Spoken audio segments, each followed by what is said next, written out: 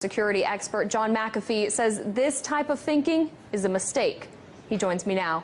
John, why do you think the word bubble cannot be applied to Bitcoin? Well, first and foremost, Bitcoin is not a fiat currency. It costs over $1,000 to create a Bitcoin today in electricity and computing costs. Second, the value of Bitcoin is linked to the number of users and the number of transactions. It is not a speculative investment, even though it is being used as such by many people. As the Bitcoin network grows, the value of Bitcoin grows. As people move into Bitcoin for payments and receipts, they stop using US dollars, euros, Chinese yuan, which in the long term devalues these currencies. So what you're seeing is more of a currency devaluation than a bubble in Bitcoin. As more people use it, it has more intrinsic value. And again, the cost of producing a Bitcoin increases with the value of the Bitcoin. So this is not something that we're pulling out of thin air. This is something that's created with massive amounts of electricity and computing power. Well, someone who disagrees with you on the term of bubble when it comes to Bitcoin is Mark Cuban. Back in June, he tweeted, "I think it's a bubble. I just don't know when or how much it corrects." When everyone is bragging about how easy they're making money, that equals a bubble. Now, when he tweeted that, Bitcoin dipped in price. So how can one person's random Twitter thread have that effect on the price? And what does it say about Bitcoin's stability? Well, it says nothing about Bitcoin stability. After it dropped $500, it's now at 44.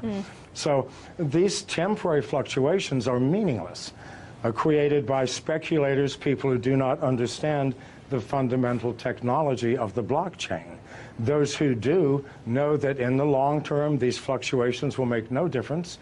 The more people who use Bitcoin, the more valuable it will become. This is the only metric we can use.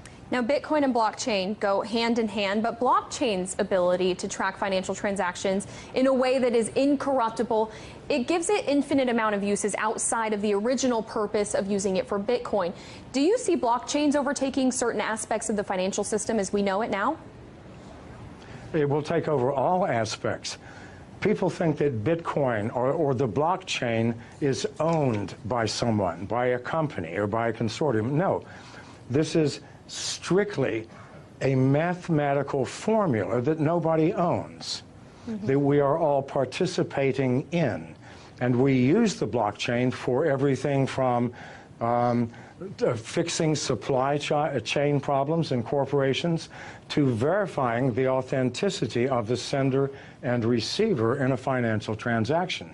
It is the most powerful technology that the world has seen, I believe, since the invention of agriculture. Now, John, we've showed our viewers Bitcoin's rise just in the past month, and we can show it to them again if it's up there. But on July 17th, 1 month ago, you tweeted that Bitcoin's low of 1,800 yesterday simply could not be maintained.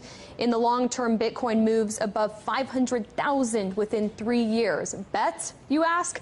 So I ask you, John, do you stand by your statement? Well, keep in mind, as Bitcoin grows and grows in value, other currencies, national currencies, are going to decline. So the advantage to using Bitcoin, the advantages are huge. If I do a wire transfer, it'll take me 24 hours. If I do a Bitcoin transfer, it takes me 30 seconds. It is instantaneous.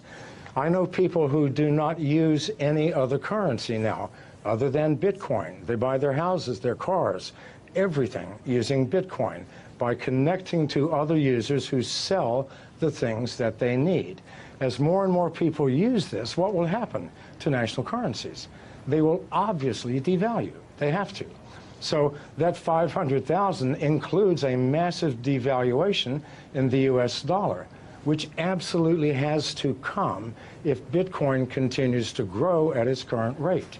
Well, it's certainly a community effort, and the Bitcoin community and for other cryptocurrencies, it's only growing. John McAfee, founder of McAfee Incorporated, thank you so much for your thoughts today. In the United States, copyright law allows for the fair use of copyrighted material under certain limited circumstances without requiring permission from the owner. Under the law, determinations of fair use take into account the purpose of the use, the nature of the copyrighted work, the amount and substantiality of the work used in relation to the work as a whole, and the effect of the use upon the potential market for the copyrighted work. Other jurisdictions may have similar copyright provisions protecting fair use or fair dealing. If you are uncertain as to whether a specific use qualifies as a fair use, you should consult a qualified copyright attorney. You have the right to take it down.